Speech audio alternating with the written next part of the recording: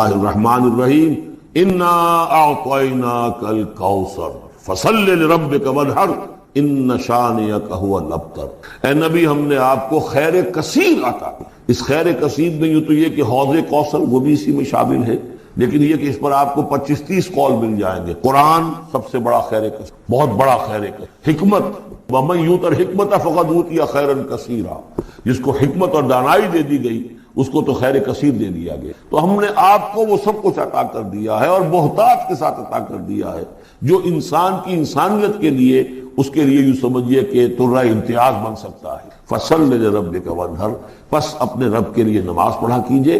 اور نحر کیجئے، اونٹ قربان کیا کیجئے۔ یہ گویا کہ عید الاضحیٰ کا نقشہ آ گیا۔ فصل لربک، پہلے ہم نماز پڑھتے ہیں دوگانہ عید الاضحیٰ، اور پھر جا کر ہم قربانی کرتے ہیں۔ وانحر ان شانئک هو الابتر، یقیناً آپ کا دشمن ہی ہے کہ جو دم کٹا ہو جائے گا۔ اس کا پس منظر یہ ہے کہ جب حضور کے ایک صاحبزادے بچپنی میں فوت ہو گئے تو کچھ جو کفار تھے مکے کے، انہوں نے بڑی خوشیاں منائی کہ ایک ہی بیٹا تھا، باقی تو ان کی بیٹیاں ہیں۔ آپ کو معلوم ہے کہ 4 بیٹیاں تھیں حضور کی صلی اللہ علیہ وسلم، لیکن یہ کہ بیٹا جو تھا وہ ایک ہی تھا، وہ اللہ نے اٹھا لیا۔ تو بڑے خوشیاں منائی گئی کہ یہ تو اب دم کٹا جیسے ہوتا ہے، جس کا کوئی پیچھے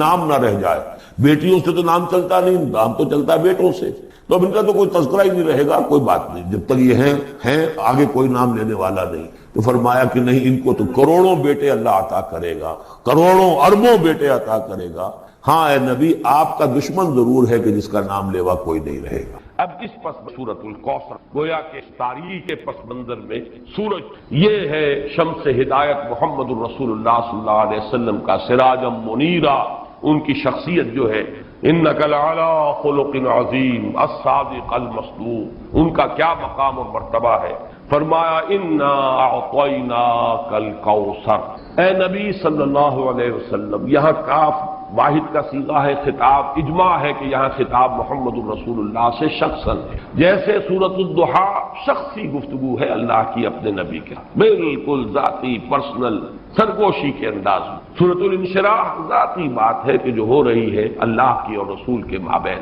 اسی طریقے سے یہ سورہ مبارکہ، یہ بھی بالکل خالص ذاتی۔ آگے جو آئے گی سورۃ النصر، وہ بھی بالکل ذاتی سطح پر ہے، خاص معاملہ، لیکن یہ کہ اس کا تعلق پھر بھی پورے معاشرے سے تھا، نظام کے بدلنے سے ہو، وہ آگے آئے گی سورت۔ یہاں تو یہ خالص ذاتی معاملہ ہے۔ انا اعطیناک الکوثر فصل لربک وانحر ان شانئک هو الابتر۔ اب یہاں سب سے پہلے تو لفظ کوثر کو سمجھنا ہے، یہ کثیر سے مبالغے کا صیغہ ہے، کثیر سے فعول کی وزن پر۔ ویسے مبالغے کے بہت سے اوزان ہیں، لیکن یہ کہ ایک وزن جو ہے وہ فعول، فعل، تو یہ فعل کے وزن پر یہ مبالغے کا صیغہ ہے۔ کثرت، انتہائی کثرت، انتہائی بہتات، اور اس سے مراد ہر خیر، ہر بھلائی، تمام حسنات، وہ ہم نے آپ کو نہایت محتاط، نہایت کثرت کے ساتھ عطا کر۔ انا اعطیناک الکوثر۔ اب اس میں میں ذرا ذکر کرنا چاہتا ہوں، اور خاص طور پہ بعد میں ذرا وضاحت بھی کروں گا کہ مولانا اصلاحی صاحب نے تو اس سورہ مبارکہ کا کوئی خاص حق ادا نہیں کیا ہے، لیکن یہ کہ مولانا مودودی صاحب نے واقعہ یہ کہ حق ادا کیا ہے، جس قدر تفصیل کے ساتھ انہوں نے جو تفاسیر میں اور مختلف اقوال ہیں انہیں جمع کیا ہے باریک بینی کے ساتھ، اس میں بہت محنت یقیناً ان کی لگی ہوگی، جس کے لیے کہ ہمیں ان کا ممنون ہونا چاہیے۔ اور ظاہر بات ہے، من لم یشکر الناس لا یشکر اللہ، جو اختلاف ان سے ہے وہ اپنی جگہ پر ہے، لیکن یہ جو ان کی خدمت ہے اس کی قدر کرنا، اور اس کا اگر کوئی فیض کسی کو پہنچے اس پر شکر کرنا، ان کے لیے دعائے خیر کرنا، یہ واجب ہے۔ انہوں نے جو گنتی کی ہے کہ حضور کو کیا کیا خیر اللہ نے عطا فرمائے۔ اب ایک تو یہ ہے کہ اس کو عام پر جو ہے وہ ملحوظ کیا جائے، اور ایک ہے خاص روایات کے حوالے سے اس کا کیا مفہوم سامنے آتا ہے، تو وہی لغوی بات، اور پھر یہ کہ جو معصور ہے اور منقول ہے مفہوم کوثر کا، یہ دونوں میں آپ کے سامنے رکھ رہا ہوں۔ سب سے پہلی شے جو اللہ نے محمد الرسول اللہ کو کثرت سے عطا فرمائی وہ اخلاق حسنہ، اس لیے کہ دوسری ہی وحی میں فرمایا وَإِنَّكَ لَعَلَىٰ خُلُقٍ عَظِيمٍ، جس کا لوہا جو ہے وہ خود کفار قریش نے مانا الصادق الامین۔ ابو جہل بھی یہ نہیں کہہ سکا کہ محمد نے کبھی جھوٹ بولا، صاف مانا اس نے صلی اللہ علیہ وسلم کہ انہوں نے کبھی جھوٹ نہیں بولا۔ پھر یہ کہ سب سے بڑا خیر نبوت اور رسالت، نبوت، رسالت رحمت ہے، اور رحمت للعالمین بنا کر محمد الرسول اللہ صلی اللہ علیہ وسلم بھیجے گئے۔ تو یہ خیر کثیر، یہ خیر جو ہے نبوت اور رحمت، یہ اپنے منطقی انتہا کو پہنچی ہے، اپنے تکمیلی مرتبے کو پہنچی ہے محمد الرسول اللہ صلی اللہ علیہ وسلم کی شخصیت مبارکہ میں۔ اس اعتبار سے یہ دوسرا ہے۔ پھر جو تعلیمات آپ لے کر آئے، سب سے بڑی شے توحید، پھر وہ نظام توحید، وہ نظام توحید جس کا کہ سیاسی سطح پر اس کا نظام خلافت کا ہے، معاشیات میں اس کا نظام امانت اور کفالت کا ہے، یہ سارا نظام جو دیا یہ سب سے بڑا خیر ہے جس کی ضرورت ہے آج نوع انسانی۔ چنانچہ میں نے اسی کتاب میں نبی اکرم صلی اللہ علیہ وسلم کا مقصد بعثت، اس میں اس پر بحث کی ہے۔ آج کی انسان کو، آج کی انسانیت کو جو انفرادی اخلاق ہیں، شخصی انسان کی انفرادی سیرت و کردار، اس کی اتنی زیادہ ضرورت نہیں ہے، اور اس میں کوئی نئی چیز نہیں تھے جو محمد لے کر آئے ہو صلی اللہ علیہ وسلم۔ صداقت، امانت، ایفاء عہد۔ حضرت اسماعیل کے بارے میں آیت آپ کو سنا چکا، کانا صادق الوعد، وعدے کا پورا کرنے والا، جس نے اپنی گردن رکھ دی، چلائیے ابا جان چھری چلائیے، وعدہ کیا تھا ستجدنی انشاءاللہ صابرا، اور پھر گردن ٹکا دی زمین پر، چلائیے چھری اگر آپ پروردگار کا حکم۔ صداقت میں، امانت میں، زہد میں، اللہ تعالیٰ کی طرف رجوع میں، حنانا من لدنا وزکاۃ وکان تقیا، یہ حضرت یحییٰ کی شان۔ البتہ محمد الرسول اللہ صلی اللہ علیہ وسلم نے ایک طرف تو تمام ان اخلاق حسنہ کا گلدستہ اپنی شخصیت میں پیش کیا، ایک تو جامعیت کبریٰ ہے، ورنہ تمام انفرادی اقدار جو ہے وہ تو اس سے پہلے مکمل ہو چکی تھی۔ البتہ سب کو متوازن شکل میں جمع کر دینا، زہد بھی ہو اور ادائے حقوق بھی ہو، دنیا میں رہیں بھی اور پھر یہ کہ دنیا سے لو نہ لگے، شادیاں بھی کریں، لیکن یہ ہے کہ اللہ تعالیٰ کی بندگی کے اندر اس سے کہیں کوئی کمی نہ آئے۔ یہ ہے اصل میں کہ جو حضور کا ذاتی سطح پر جو آپ کی کنٹریبیوشن، لیکن اس سے بھی آگے بڑھ کر آپ نے اجتماعی اخلاق اور اجتماعی نظام دیا ہے۔ آج کے انسان کو سب سے بڑی ضرورت اس کی، جب تک نظام عادلانہ نہیں ہے، نظام صحیح نہیں ہے، نظام منصفانہ نہیں ہے، تو ظاہر بات ہے کہ اس کے نیچے اگر ایک ظالمانہ نظام کے نیچے ایک بڑا نیک شخص زندگی گزار رہا ہے تو اس کی انفرادی نیکی اس ظالمانہ نظام کی تقویت کا سبب بن جاتی ہے۔ جیسا کہ میں نے ابھی ایک نقطہ بیان کیا تھا جنا ہال میں، تو سب لوگوں نے اس کو محسوس کیا، ایک دم چوک سے گئے۔ ظالمانہ نظام ہے، جاگیرداری اور سود خوری اور حرام خوری سے دولت کے انبار جمع کیے ہوئے ہیں۔ اس میں اگر آپ کوئی بڑا اچھا قانون بنا دے، 12ویں ترمیم بھی لے آئے، اگر چوری کا، ڈکیتی کا خاتمہ ہو جائے تو فائدہ کس کو پہنچے گا؟ ان دولت مندوں کی دولت محفوظ ہو گئی نا، ان حرام خوروں کا جو کچھ دولت کا انبار ہے وہ محفوظ ہوگا نا۔ تو معلوم ہوا بہترین قانون غلط نظام کے تحت تو در حقیقت اس نظام کو قائم رکھنے اور اس کی تقویت کا ذریعہ بنتا ہے۔ تو معلوم ہوا کہ اصل شے نظام، قانون سب سرو کرتا ہے نظام، قانون کسی نظام کو چلانے کا ذریعہ بنتا ہے۔ تو اگر نظام ہی غلط ہو تو صحیح ترین قانون بھی در حقیقت ایک نظام، غلط نظام کو چلانے کا اور تقویت دینے کا ذریعہ بن جائے گا۔ تو سب سے بڑا خیر جو عطا کیا ہے، جس کے بارے میں اقبال کے وہ 2 اشعار بڑے قیمتی، ہر کجا بینی جہان رنگ و بو، آنکھ از خاکش بروید آرزو،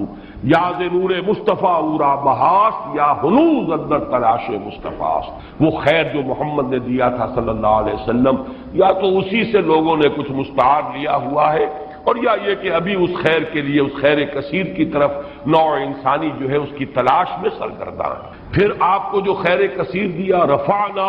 لک ذکرک، آپ کا ذکر بلند کیا، آپ کو اتنی بڑی امت دی گئی، ایسے جانثار صحابہ دیے گئے۔ ذرا تقابل کیجئے، کہاں موسیٰ کے ساتھی تھے کہ جب کہا گیا کہ جنگ کے لیے میدان میں آؤ، فَاذْهَبْ أَنْتَ وَرَبُّكَ فَقَاتِلَا إِنَّا هَاهُنَا قَاعِدُونَ، یہ کہہ کر بیٹھ گئے۔ اور کہاں محمد کے ساتھی ہیں صلی اللہ علیہ وسلم، جہاں آپ کا پسینہ گرا وہاں اپنی خون کی ندیاں بہا، یہ محمد کے ساتھی ہیں۔ ایسے جانثار، ایسے اعوان و انصار، ایسے خلفاء، ابو بکر اور عمر اور عثمان اور علی جیسے خلفاء رضی اللہ تعالیٰ عنہم اجمعین۔ پھر امت، کتنی بڑی امت، کتنے اولیاء اللہ، کتنے صلحاء، کتنے اتقیاء، کیسے کیسے علماء، کیسے کیسے مجددین امت۔ تو واقعہ یہ ہے کہ ہم نے آپ کو خیر کثیر عطا فرمایا۔ پھر اگرچہ اولاد نرینہ تو نہیں دی، یہ بھی اللہ کی اپنی ہی کوئی حکمت ہے، اس پر کبھی میں نے گفتگو کی بھی ہے لیکن اس وقت اس کا موقع نہیں ہے، لیکن یہ کہ آپ کی صاحبزادی حضرت فاطمہ سے جو اولاد آپ کو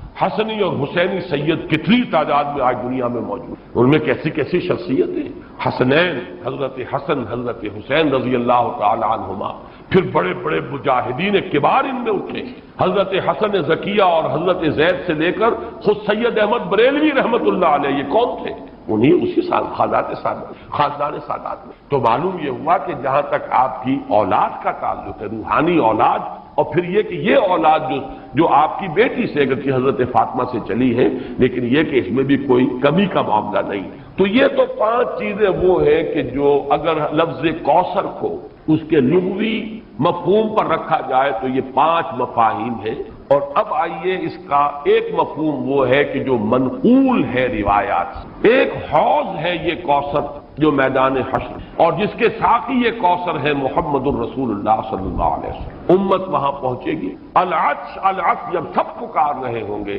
تو صرف امت محمد صلی اللہ علیہ وسلم کو وہاں سے سیرابی عطا ہوگی اور حضور ہوں گے ساقی۔ دوسری روایات میں یہ آتا ہے کہ یہ جنت کی نہر ہے کوثر، اور معلوم یہ ہوتا ہے کہ اسی نہر کا پانی ہے کہ جو میدان حشر کے اندر اس حوض کے اندر جمع ہوگا۔ اس میں مولانا مودودی صاحب نے اپنی اس تفہیم میں بڑی تفصیل سے وہ روایات درج کی ہے، میں صرف چند ان میں سے آپ کو سنا رہا ہوں۔ مسلم شریف کی روایت ہے کوثر کے بارے میں، حضور نے فرمایا ہوا حوض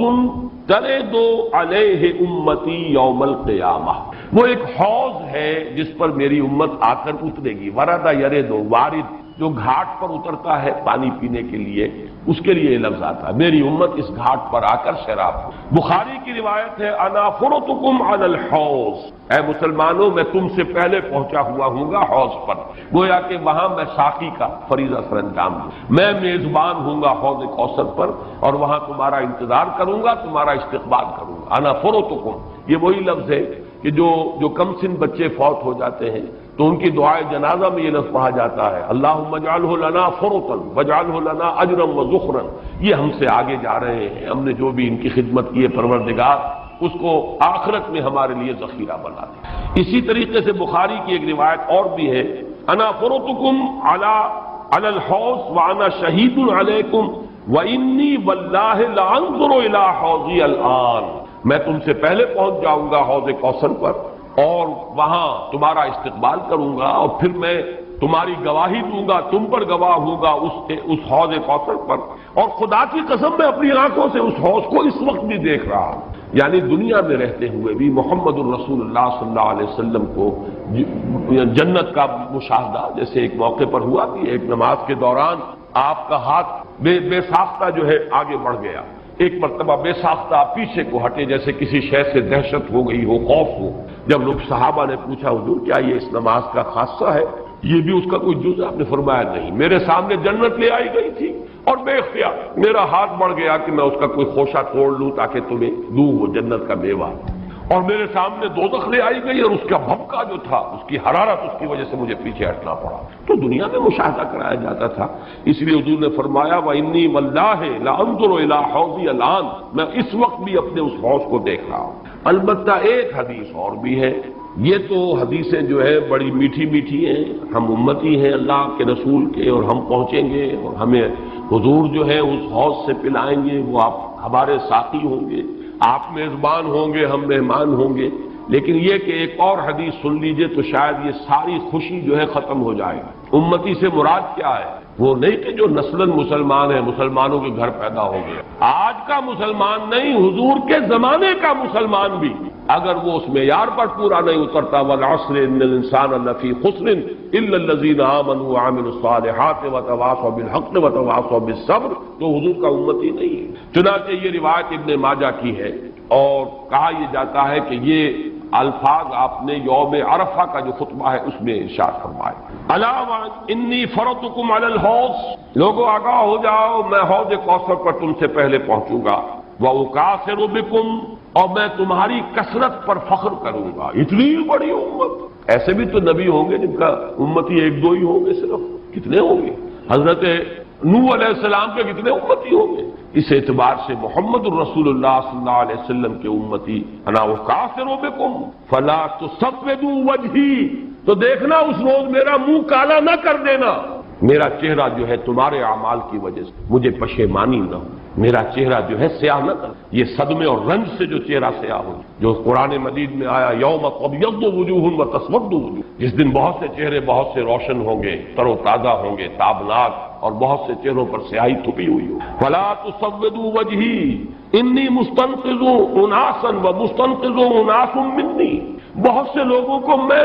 چھڑانے کی کوشش کروں گا فرشتوں سے، وہ پکڑ کر لے جانا چاہیں گے، اور بہت سے لوگ مجھ سے چھڑا لیے جائیں گے، لے جائے جائیں گے، وہ میرے امتی نہیں ہوں گے۔ فاقول یا رب اصحابی،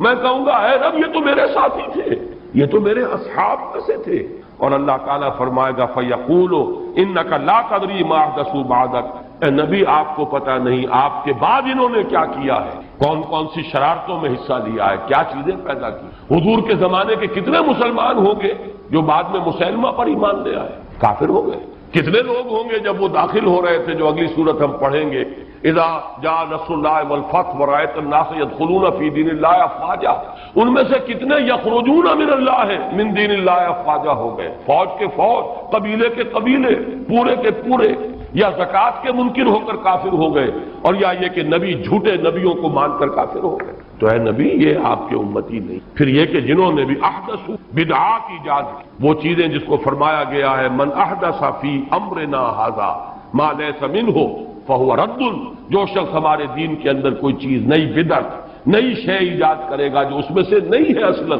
وہ مردود، اور وہ شے بھی مردود۔ تو اللہ تعالی ہمیں اس انجام بد سے بچائے کہ ہم تو وہاں پر پہنچے حوض کوثر پر کہ حضور صلی اللہ علیہ وسلم کے ہم مہمان اور آپ ہمارے میزبان، اور فرشتے ہمیں کھینچ کر لے جائیں، اور حضور بھی پکارتے رہ جائیں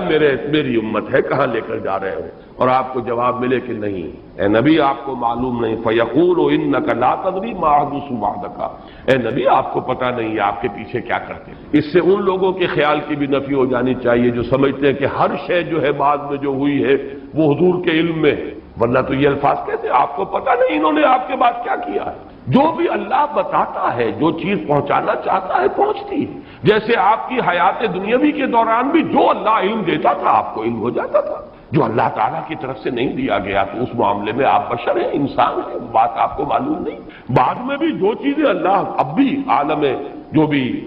برزخ میں محمد الرسول اللہ کا جو بھی مقام ہے، جو کچھ اللہ پیش کرتا ہے پہنچاتا ہے، پہنچتی ہے بات، لیکن جو اللہ نہیں پہنچاتا حضور کے پاس اپنا کوئی اختیار نہیں ہے کہ وہ ان تمام چیزوں کو جان لے، ورنہ یہ الفاظ جو ہے کہ آپ کو نہیں معلوم انک لا تدری ما احدثوا بعدک،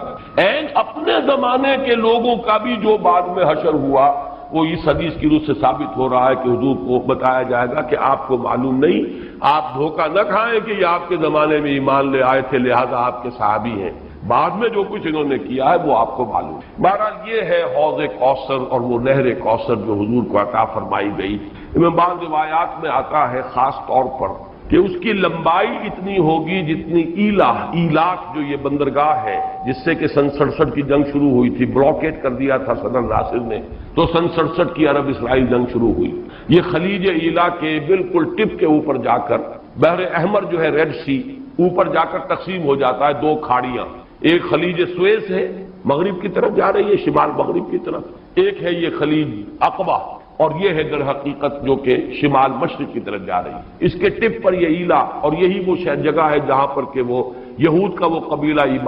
آباد تھا جنہوں نے کہ شریعت کا مذاق اڑایا تھا اور پھر انہیں بندر بنا دیا۔ یہاں سے لے کر عدن تک یعنی کل بحیرہ احمر جو ہے ریڈ سی اس کی لمبائی اس حوض کی لمبائی، اور فرمایا آپ نے کہ ایلا سے لے کر جحفہ تک یہ جدے اور رابی کے درمیان ایک بندرگاہ ہے، اتنی اس کی چوڑائی ہوگی تقریباً نصف۔ اس سے بعض لوگوں نے خیال کیا ہے کہ شاید یہ بحر احمر جو ہے اسی کو اس حوض کی شکل دے دی جائے، اور اس لیے یہ چیز جڑتی ہے کہ بعض روایات سے معلوم ہوتا ہے میدان حشر در حقیقت یہی میدان عرفات، ہر سال اسی کا گویا کہ ریہرسل ہوتا ہے، جیسے کفن کی دو چادریں ہماری ہوں گی ویسے ہی دو چادریں لے کر آدمی میدان عرفات کے اندر حاضر، اور اس کو کھینچ دیا جائے گا، وَإِذَا الْأَرْضُ مُدَّتْ، اس کو کھینچا جائے، اسی سے جگہ سے وہ کھینچایا جائے گا اور وہ بن جائے گا میدان حشر۔ اور ظاہر بات ہے کہ پھر اسی حشر میں یہ حوض کوثر ہو سکتا ہے کہ بحر قلزم ہی کو اللہ تعالیٰ اس وقت وہ شکل دے دے،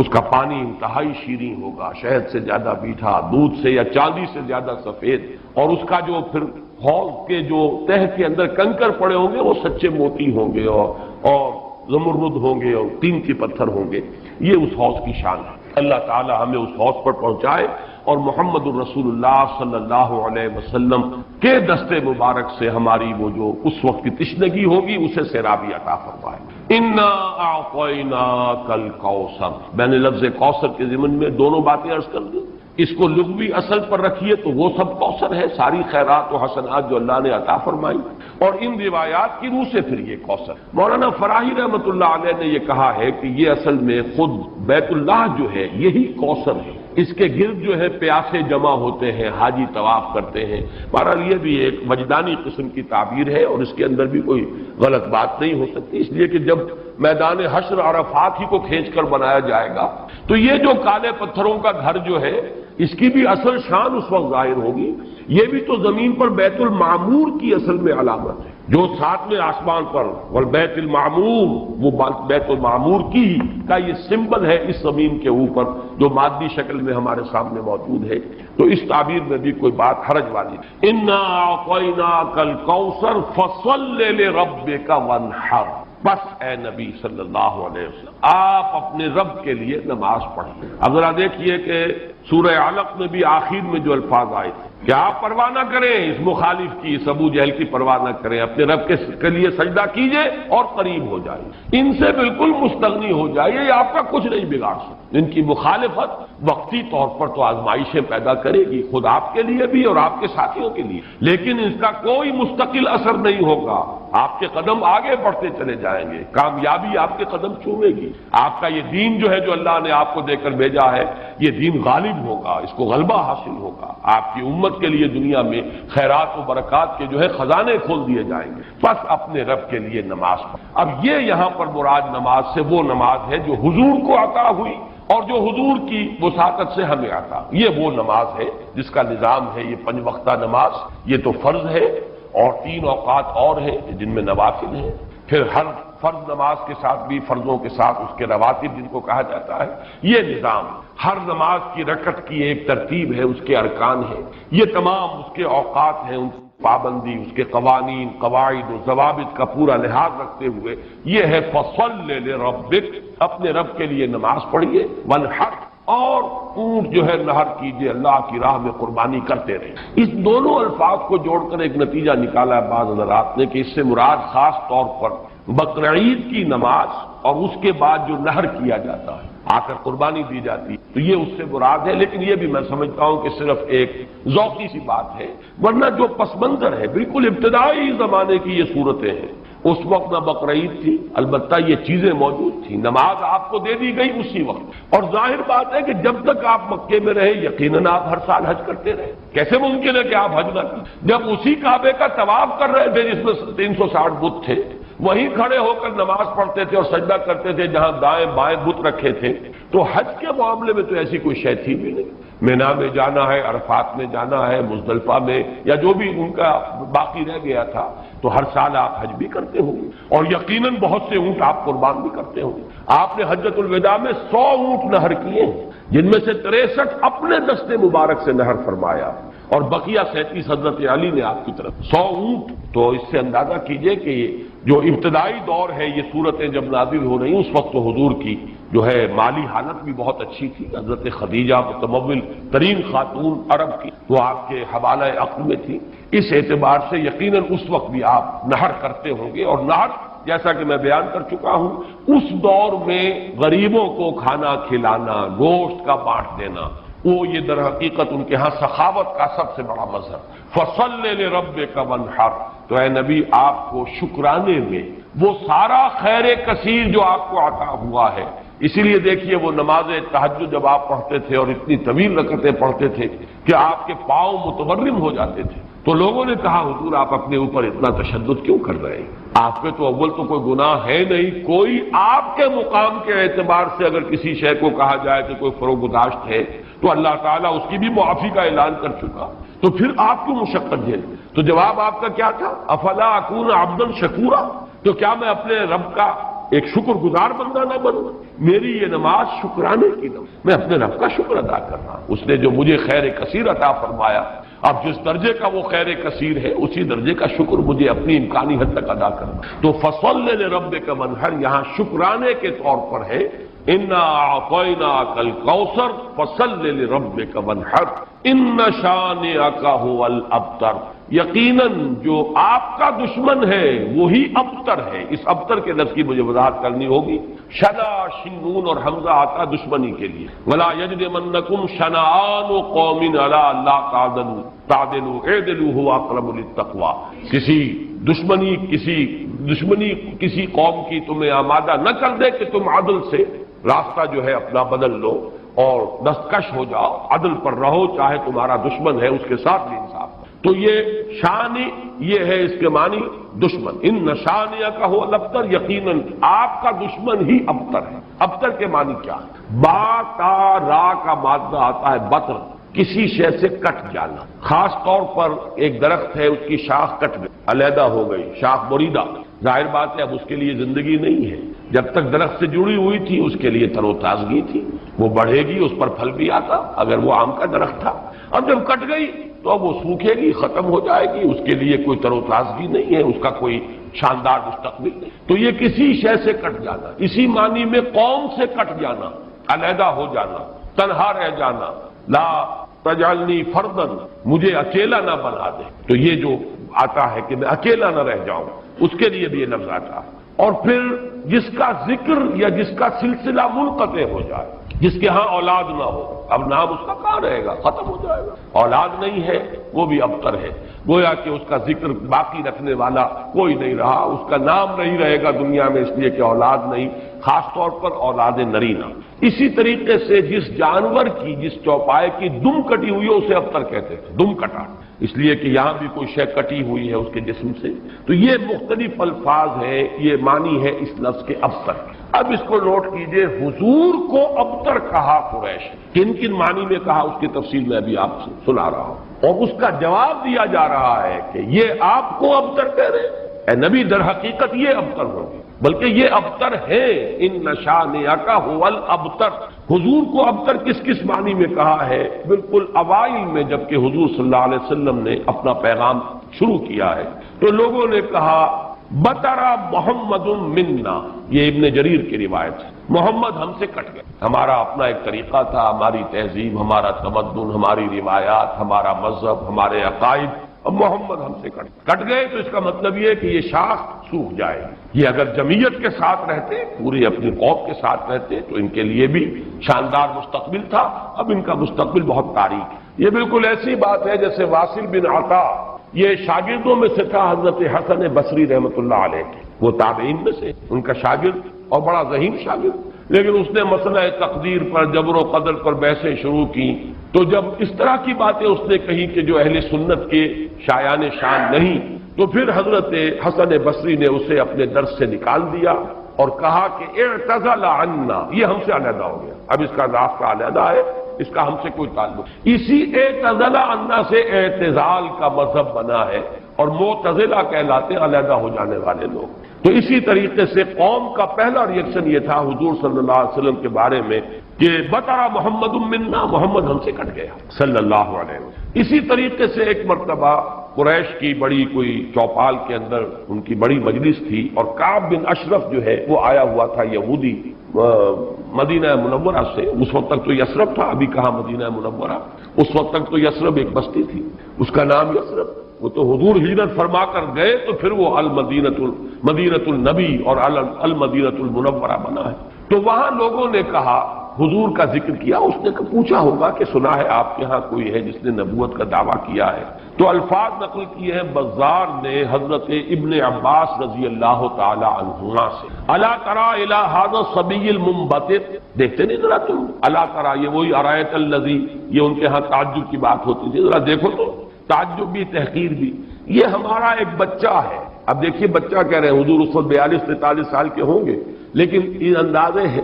حقارت ہے، یہ تحقیر، پھر یہ کہ یہ لوگ ہوں گے 60 65 65 70 70 کے یہ بڑے چودھری بیٹھے ہوئے، تو ان کے لیے تو وہ نوجوانی کی جو عمر ہے وہ 42 43 سال، وہ بھی گویا کہ بچہ ہونے کی بات ہے۔ الا تری الی ھذا الصبی المنبتر من قومہ، جو کٹ گیا اپنی قوم سے، یزعم انہ خیر منا، اور سمجھتا یہ کہ یہ ہم سے بہتر ہے، اس کا دین ہم سے، ہمارے دین سے بہتر، اس کا عقیدہ توحید ہمارے عقیدہ شرک سے بہتر۔ وَنَحْنُ أَهْلُ الْحَجِيجِ وَأَهْلُ الصَّدَانَةِ وَأَهْلُ السِّقَایَةِ، حالانکہ ہم حاجیوں کا بندوبست کرنے والی قوم ہیں، ان کی میزبانی کرتے ہیں، انہیں پانی پلاتے ہیں۔ یہ جب الفاظ میں پڑھ رہا تھا آج تو مجھے وہ آیت یاد آئی سورہ توبہ کی، اجعلتم سقایۃ الحاج وعمارۃ المسجد الحرام کمن آمن باللہ والیوم الآخر وجاہد فی سبیل اللہ، اللہ پر ایمان لانا، یوم آخر پر ایمان لانا اور جہاد کرنا، یہ ہے اصل اعمال۔ یہ حاجیوں کی کوئی خدمت کر لی، پانی پلا لیا، تم نے اس کو بڑی اونچی نیکی سمجھا ہوا ہے۔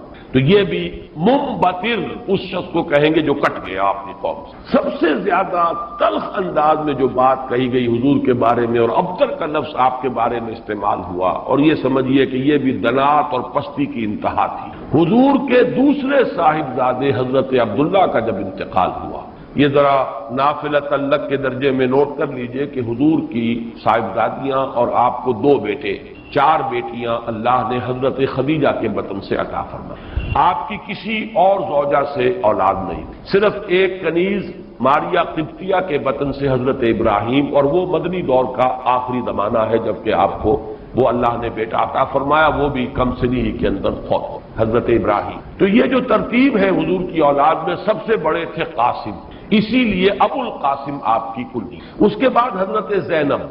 اس کے بعد عبداللہ، حضرت عبداللہ حضور کے دوسرے بیٹے، اور پھر 3 بیٹیاں ام کلثوم اور فاطمہ اور رقیہ رضی اللہ تعالی عنہم وعنہن، ان سب سے اللہ تعالی راضی ہو۔ یہ آپ کی اولاد ہے۔ پہلے قاسم فوت ہو گئے تو چلیے ایک بیٹا عبداللہ ابھی آپ کے پاس، جس رات ان کا بھی انتقال ہو گیا اس کے بعد چرچا ہوا محمد ابتر ہو گئے۔ چنانچہ سب سے زیادہ کمینگی کا مظاہرہ جو ہے ابو لہب نے کیا، پڑوسی تھا حضور کا۔ اب بھی آپ جاتے ہیں تو حضور کا گھر اور پھر اس کے ساتھ ہی وہ ابو لہب کا گھر جو ہے، اس کے اب تو نشان باقی رہ گئے، صرف باقی اب سب ختم ہوا، بڑے بڑے محل بن گئے ہیں ان کے آس پاس، بڑی عمارتیں بن گئی ہیں۔ ابو لہب دوڑا گیا ہے اسی شب، ادھر انتقال ہوا ہے عبداللہ کا، اور وہ دوڑا ہوا گیا اور اس نے جا کے خوشخبری دی، بطر محمد اللیلہ، آج کی رات محمد کی جڑ کٹ گئی، محمد ابتر ہو گیا صلی اللہ علیہ وسلم، گویا کہ خوشخبری دے رہا۔ یہ دنات اور پستی کی انتہا ہے۔ اس کو نوٹ کر لیجئے کہ اب آگے چل کر سورۃ اللہب اب دور نہیں رہی ہے، شاید اگلے ہی درس میں ہم 3 صورتیں پڑھیں گے، سورہ کافرون، سورہ لہب اور سورۃ النصر۔ آج جیسے 2 پڑھ رہے ہیں، پچھلے درس میں بھی 2 صورتیں پڑھی تھی، اگلے درس میں 3 صورتیں پڑھیں گے انشاءاللہ العزیز۔ بدترین انسان، ارذل الخلائق جو تھا حضور کے دشمنوں میں، وہ ابو لہب، قریب ترین عزیز، حضور کا سگا چچا، لیکن یہ کہ بدترین دشمن، اور دشمن بھی دشمن میں فرق ہے۔ خدا پنج انگوش یکساں نہ کر، نہ ہر زن استو، نہ ہر مرد، خدا پنج انگوش یکساں نہ کر۔ آپ کے موافقین اور مومنین بھی برابر نہیں تھے، کہاں حضرت ابو بکر رضی اللہ تعالی عنہ، کہاں اس دور کے کوئی عام صحابی، پھر آپ کے دشمن بھی برابر نہیں تھے۔ تو بدترین دشمن یہ ابو لہب ہے، اور اندازہ کیجئے اس کی دنات کا کہ بطرا محمد اللیلہ، آج کی رات محمد کی جڑ کٹ گئی، ابتر ہو گئے محمد، معاذ اللہ۔ یہی لفظ کہے تھے پھر عاص ابن وائل سہمی، جو آپ کے دشمنوں میں سے، مخالفین میں سے بہت بڑا چودھری تھا، ان محمد الابتر، اب تو محمد ابتر ہو گئے، ان کی جڑ کٹ گئی۔ لا ابن لہ یقوم مقامہ بعدہ، اب ان کا کوئی بیٹا رہا ہی نہیں کہ جو ان کی جگہ، ان کے مقام پر، ان کی جگہ پر کھڑا ہو، جانشین بنے، ان کے مشن کو آگے لے کر چلے۔ فَإِذَا مَاتَ انقطع ذِكْرَهُ، جب محمد اب فوت ہو جائیں گے تو ان کا ذکر بھی منقطع ہو جائے۔ یہ وہ ابتر کا مفہوم جس کا کہ تقابل ہم کریں گے، اِنَّا وَرَفَعْنَا لَكَ ذِكْرَكَ، وہ کہہ رہے تھے کہ ذکر منقطع ہو جائے گا، اور سورۃ الانشراح میں اللہ کی طرف سے نوید آئی، وَرَفَعْنَا لَكَ ذِكْرَكَ، ہم نے تو آپ کا ذکر بہت بلند کر دیا۔ تو یہ ہے اِنَّ شَانِئَكَ هُوَ الْأَبْتَرُ، اے نبی آپ ابتر نہیں ہوں گے، آپ کو تو ہم نے خیر کثیر عطا فرمایا، آپ کا ذکر بلند کیا، آپ کی مانوی اولاد، آپ کی امت، کتنے بڑے بڑے اولیاء اللہ، صوفیاء، اہل اللہ، اتقیاء، صلحاء، مجددین، علماء، جن کے بارے میں علماء امتی کا انبیاء بنی اسرائیل، وہ سب آپ کی مانوی اولاد. پھر آپ صاحب دادی حضرت فاطمہ سے جو اولاد چلے گی، اس کا جو مقام و مرتبہ دنیا میں ہوگا، تو آپ ابتر نہیں ہیں معاذ اللہ. جیسے سورہ نون کے شروع میں فرمایا نون والقلم وما یسطرون ما انت بنعمت ربک بمجنون. اور اسی دنوں کے بعد دیکھ لیں گے کہ کون مجنون تھا. محمد مجنون تھے معاذ اللہ، یا ابو جہل مجنون تھا اور پاگل ہو گیا تھا، اس کی مت ماری گئی تھی. فَسَتَنظُرُ وَيَنظُرُونَ بِأَيِّكُمُ الْمَفْتُونُ. یہ میں بھول رہا ہوں آیت، آپ بھی دیکھ لیں گے اور یہ بھی دیکھ لیں گے کہ کون تھا جو کہ بچل گیا تھا اور جس کی مت ماری گئی تھی. اسی طرح یہاں فرمایا اِنَّ شَانِئَكَ هُوَ الْأَبْتَرُ. درس تو مکمل ہوا، اب ذرا بعض ضمیمیں ہیں ان کو چونکہ آئندہ کے درس سے بھی تعلق ہے. اور جیسے میں نے مولانا فراہی رحمۃ اللہ علیہ کے بارے میں اپنے پچھلے درس میں کچھ عرض کیا تھا کہ اگرچہ ان کا بہت اونچا مقام ہے میری نگاہ میں، لیکن وہ سائنٹیفک ریشنلزم سر سید کی صحبت کی وجہ سے اور ان کے زیر اثر آنے کی وجہ سے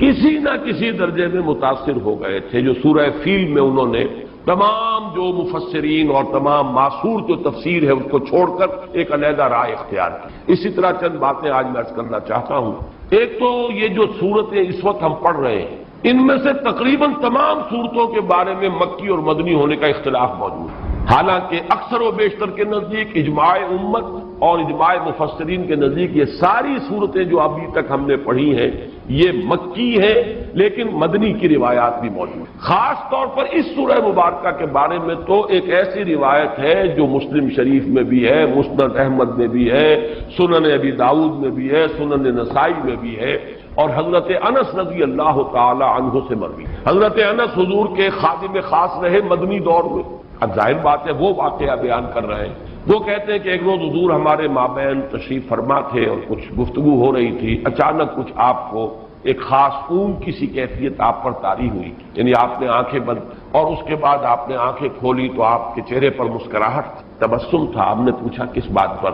آپ نے فرمایا کہ مجھ پر سورت نازل ہوئی ہے، اور پھر بسم اللہ پڑھ کر آپ نے انا اعطیناک الکوثر فصل لربک وانحر ان شانئک هو الابتر یہ سورہ مبارکہ سن. اب یہ روایت اتنی قوی ہے کہ اس کی بنا پر کچھ حضرات کی رائے ہے، اکرمہ اور مجاہد اور قتادہ،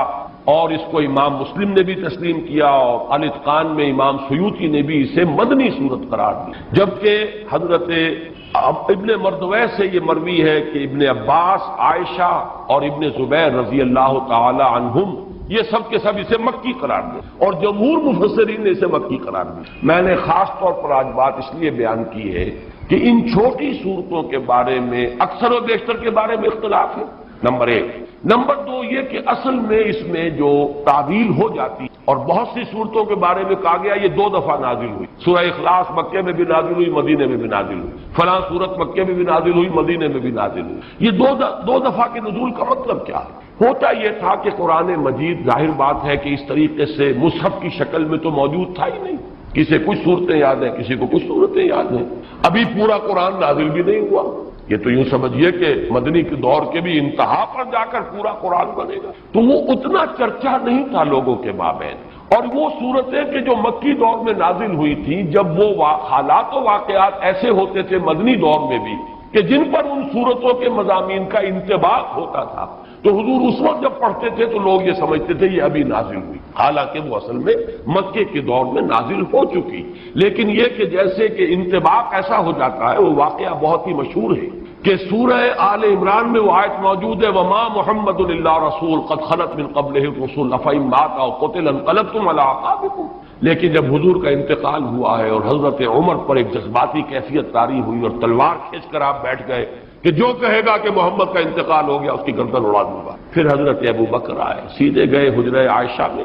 حضرت عائشہ ان کی اپنی صاحبزادی ہے، وہاں تو کوئی حجاب نہیں، پردہ نہیں. حضور کا جسد مبارک وہاں تھا اور چادر پڑی ہوئی تھی اوپر. چادر ہٹائی ماتھے پیشانی پر، پیشانی مبارک پر بوسہ دیا. آپ نے وہاں الفاظ بھی کہے کہ اللہ آپ پر 2 موتیں جمع نہیں کہے گا، بس یہ موت تھی جو آ گئی، اب تو حیات ہی حیات اور حیات طیبہ ہے. باہر آ کر اب آپ نے خطبہ دیا من کان یعبد محمدا فإن محمدا قد مات ومن کان یعبد اللہ فإن اللہ حی لا یموت. جو کوئی محمد کو پوجتا تھا وہ سن لے کہ محمد کا انتقال ہو گیا، اور جو کوئی پجاری تھا اللہ کا پوجنے والا اللہ کو وہ جان لے کہ اللہ تو زندہ ہے جس پر کبھی موت طاری نہیں۔ پھر آیت پڑھی وما محمد الا رسول قد خلت من قبلہ الرسل۔ حضرت عمر فرماتے مجھے ایسے محسوس ہوا جیسے یہ آیت اسی وقت نازل۔ یہ جو کیفیت ہوتی ہے کہ آیات کا جب مضامین کے اعتبار سے انطباق ہوتا تھا مدنی دور کے مختلف واقعات پر، تو صحابہ یہ سمجھ لیتے تھے بات کہ شاید یہ صورت ابھی نازل ہوئی ہے،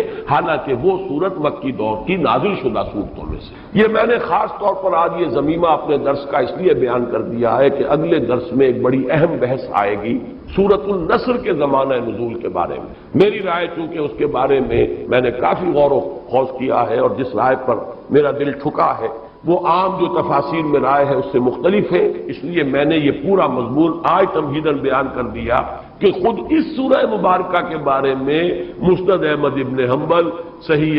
مسلم اور سنن ابی داؤد اور سنن نسائی کی روایت کے برعکس جمہور مفسرین نے، ان کے نزدیک اس روایت کی روح سے یہ مدنی ہے لیکن جمہور مفسرین نے اس کو مکی قرار دیا۔ تو گویا کہ اس میں رائے قائم کرنے کا موقع ہے، امکان ہے، اور انسان جو ہے مضمون کی دلالت کے اعتبار سے مضمون کیا ہے صورت کا کوئی نہ کوئی رائے قائم کر سکتا۔ اب دوسری بات میں عرض کر رہا ہوں، آج میں نے تذکرہ کیا تھا اور وہ میں نے جیسے کہ پچھلی مرتبہ عرض کیا تھا، اب یہ مصحف کا درس، قرآن مجید کا درس مسلسل اب ختم ہوا چاہتا ہے۔ میں سمجھتا ہوں کہ 2 نہیں تو میکسیمم 3 نشستوں میں ہم پہنچ جائیں گے اختتام تک۔ تو چند باتیں میں اپنے اس درس میں ریکارڈ کرا رہا ہوں تاکہ کچھ پتہ نہیں دوبارہ پھر یہ کہیں درس جو ہے شروع ہو تو زندگی میں کتنی مہلت ملے، کہاں تک میں پہنچ پاؤں۔ تو چند باتیں جو ہیں وہ افادہ عام کے لیے میں چاہتا ہوں کہ ابھی وہ نوٹ ہو جائیں، رجسٹرڈ ہو جائیں اور وہ ریکارڈ ہو۔ اور چونکہ میں نے اپنی 4 سورسز قرار دی، علامہ اقبال، ڈاکٹر رفیع الدین ایک سورس، لیکن وہ کوئی مفسرین میں سے ہے ہی نہیں، ایک فکر ہے ان کا، سوچ ہے، تعبیر کی ہے انہوں نے۔ علامہ اقبال کو میں اس دور کا سب سے بڑا ترجمان القرآن مانتا ہوں۔ عظمت قرآن کا جتنا انکشاف اس شخص پر ہوا میرے نزدیک کسی دوسرے شخص پر نہیں۔ یہ میرا وہ قول ہے جس کو میں کھلم کھلا کہتا ہوں، بغیر بلا خوف تردید ہے، لیکن بہرحال مفسر نہیں، میں نہ عارف، نہ مجدد، نہ محدث، نہ فقیہ۔ اور دوسرا جو ہے وہ شیخین، شیخ الہند، شیخ الاسلام۔ شیخ الہند مولانا محمود حسن کا ترجمہ اور شیخ الاسلام مولانا شبیر احمد عثمانی کے حواشی۔ یہ غربت الوثقی ہے جس کو میں نے مضبوطی سے تھاما ہے۔ سلف کے ساتھ میرا رشتہ اس حدیث اور اس ترجمے اور تفسیر کے حوالے سے قائم ہے، اسلاف کے ساتھ میں جڑا ہوا ہوں، یہ الغربت الوثقی اس کی وضاحت میں کر چکا۔ لیکن استفادہ زیادہ جو میں نے کیا ہے وہ دوسرے 2 شعبے ہیں، مولانا فراہی اور ان کے شاگرد مولانا اصلاحی، مولانا ابوالکلام آزاد اور ان کے مانوی جانشین مولانا سید ابو العلا مودودی۔ ان میں سے 2 حضرات کے ساتھ میری طویل ایسوسیشن رہی ہے، جماعت اسلامی کے ساتھ مولانا مودودی کے ساتھ، پھر مولانا اصلاحی صاحب کے ساتھ اس سے بھی طویل۔ اس پہلو سے میں ان دونوں کے مابین جو بھی کوئی ربط اور تعلق ہے یا جہاں جہاں مجھے اختلاف ہوتا ہے میں اس کو خاص طور پر بیان کر دیتا ہوں، وہ کسی قد کی وجہ سے نہیں ہے بلکہ اس لیے کہ چونکہ میں نے ان سے بہت کچھ فیض حاصل کیا، لہذا جہاں مجھے ان کی کسی رائے سے اختلاف ہے اسے میں نوٹ کروا دیں تاکہ وہاں میری رائے جو ہے یہ نہ سمجھی جائے کہ میری رائے بھی وہی ہے جو مولانا مودودی کی ہے یا مولانا اصلاحی کی۔ بہرحال اس وقت جو بات مجھے نوٹ